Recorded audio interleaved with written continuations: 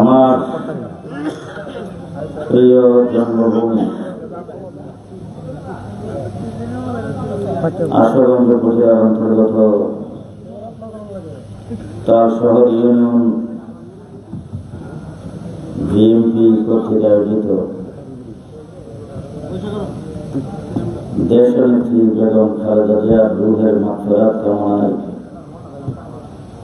আজকের এই দোয়ার মাহফিলের সম্মানিত সভাপতি উপস্থিত আছেন আশুগঞ্জ উপজেলা বিএনপির সেক্রেটারি হাবিব ভাই, জেলা বিএনপির সহসভাপতি জাকির ভাই সহ জেলা ও উপজেলা কমিটির সম্মানিত নেতৃবৃন্দ, বাংলাদেশের সর্ববৃহৎ রাজনৈতিক দল বিএনপির অঙ্গ সংগঠনের বিভিন্ন পর্যায়ের নেতৃবৃন্দ, সমবেত সাথী ও বন্ধুগণ, বাংলাদেশ স্বাধীন হয়েছে আজকে ৫৫ বছর। এই ৫৫ বছরের ভিতরে যে কয়েকজন নেতা মানুষের কাছে জনপ্রিয়, তার মধ্যে যদি হিসাব করা হয় তাহলে ১ নম্বর হলেন শহীদ প্রেসিডেন্ট জিয়াউর রহমান। তার এই সহধর্মিণী, যিনি ৩ বারের সফল প্রধানমন্ত্রী, যিনি বাংলাদেশের মাটি ও মানুষের সাথে যার হৃদয়ের সম্পর্কটাকে এমনভাবে গড়ে নিয়েছিলেন, শত চাপে শত নির্যাতনে যিনি কোনদিন কারো সামনে মাথা নত করে না, যাকে দেশ থেকে বিদেশে পাঠিয়ে দেওয়ার জন্য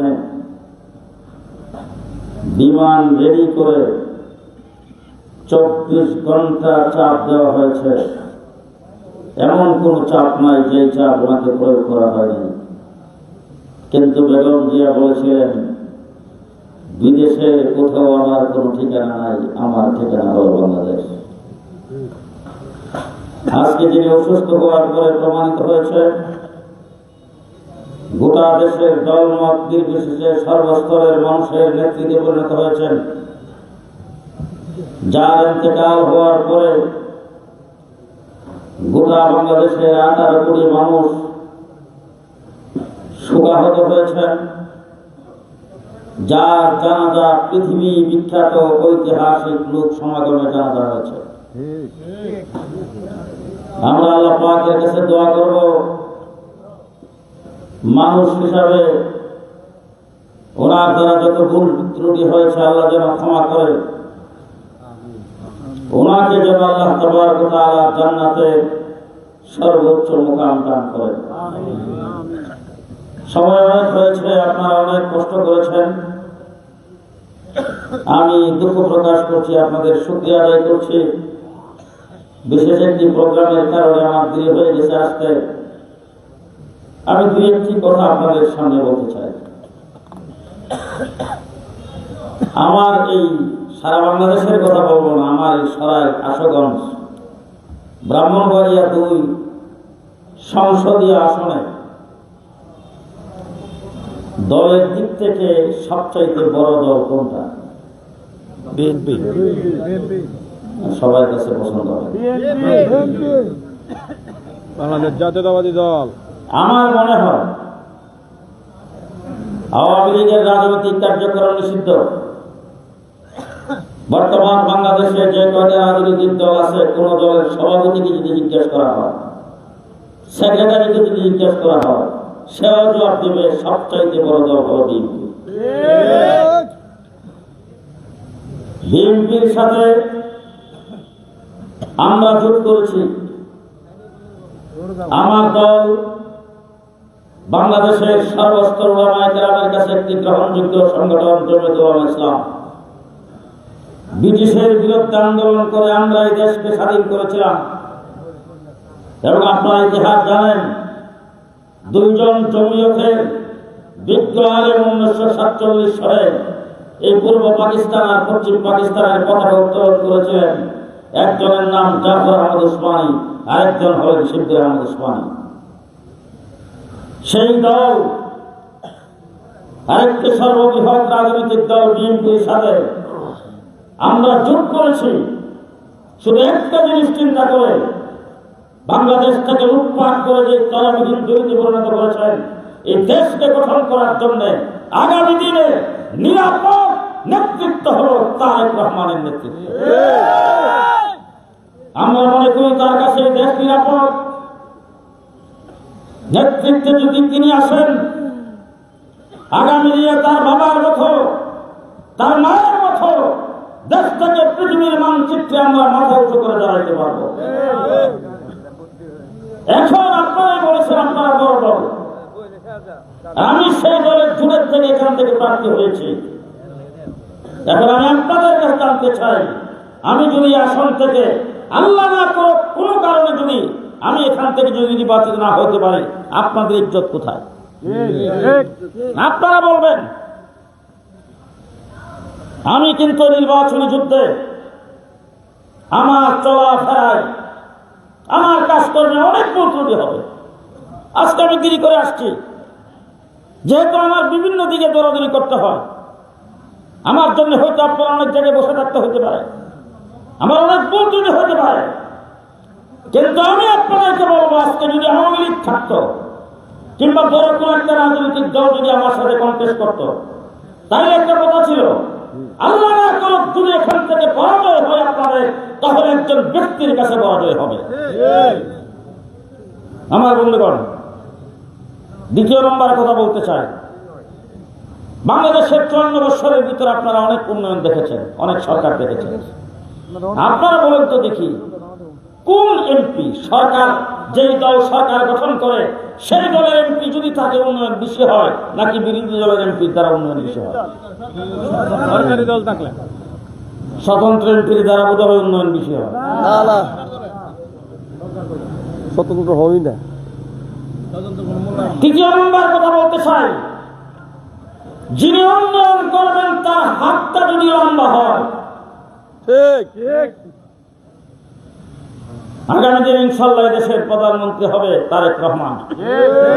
ইনশাল্লাহ। তার সাথে তো আমাকে কোনো বৈঠক টৈঠকে আপনারা দেখেন নাই। কিছুদিন আগে, 2-3 দিন আগে।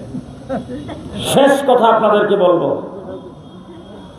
আমি আপনাদের জনপ্রতিনিধি হব যদি নির্বাচিত হই, ইনশাআল্লাহ। আমি জনপ্রতিনিধি হিসাবে আপনাদের প্রতিনিধি হিসাবে থাকতে চাই। আপনাদের কাঁধে কাঁধ মিলে, আপনাদের সুচিন্তিত পরামর্শে আপনাদের এলাকা যাবতীয় সকল উন্নয়নের কাজে হাত দিতে চাই, যদি আপনারা আমার হাত শক্তিশালী করেন। ইনশাআল্লাহ কথা হবে। সামনে নির্বাচনের তফসিল অনুযায়ী যখন প্রচার অভিযান শুরু হবে, তখন আমার নেতৃবৃন্দকে নিয়ে আমি আপনাদের কাছে আসবো, আপনাদের সামনে কথা বলবো, যেখানে যাওয়া দরকার সেখানে যাব। তবে আপনারা যারা এখানে এসেছেন, আপনাদের সবাইকে বলবো, আজকে আমরা মিটিং করে চলে গেলাম, আপনারা বাড়ির যেয়ে ঘুমায় থাকলেন।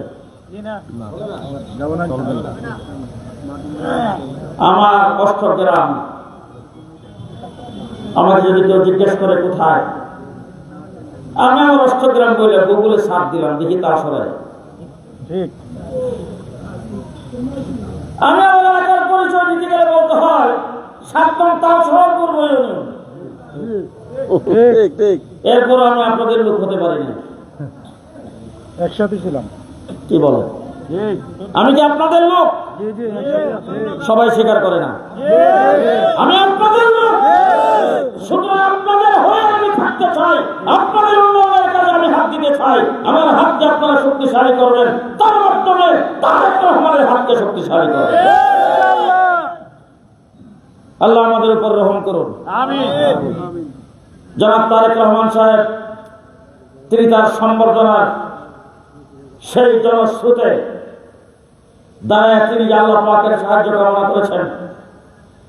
এবং তিনি বক্তৃতায় পরিষ্কার বলেছেন মুহাম্মদুর রাসূলুল্লাহ সাল্লাল্লাহু আলাইহি ওয়াসাল্লামের ন্যায় ইনসাফের ভিত্তিতে তিনি রাষ্ট্র পরিচালনা করতে চান।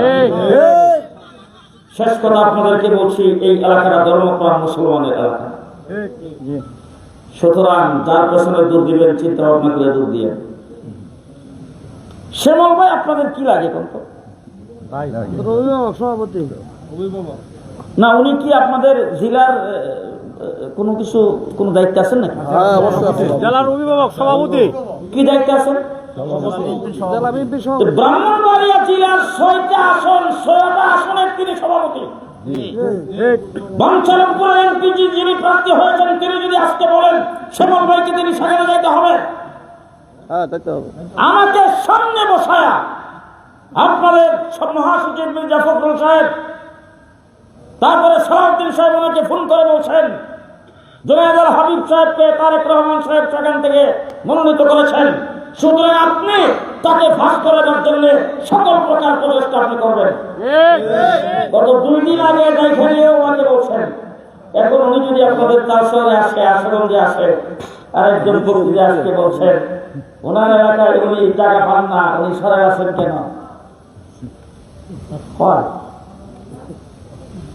উনি জেলার সভাপতি, উনার 6টা আসনে ওনার দায়িত্বে, উনি অভিভাবক হিসাবে আমাদের এখানে আসবেন, সভাপতির দায়িত্ব পালন করার জন্য আসবেন। এই ধরনের কথাবার্তা যারা বলে তাদের ব্যাপারে সাবধান থাকবেন। সময় আসলে সব কথাই বলবো ইনশাআল্লাহ, শুধু একটু বলবো, মুখটা শুনেন না। বিসমিল্লাহ বলে 3 বার কুল আল্লাহ পড়ি। বিসমিল্লাহির রহমানির রহিম। কুল হুয়াল্লাহু আহাদ। বিসমিল্লাহির রহমানির রহিম।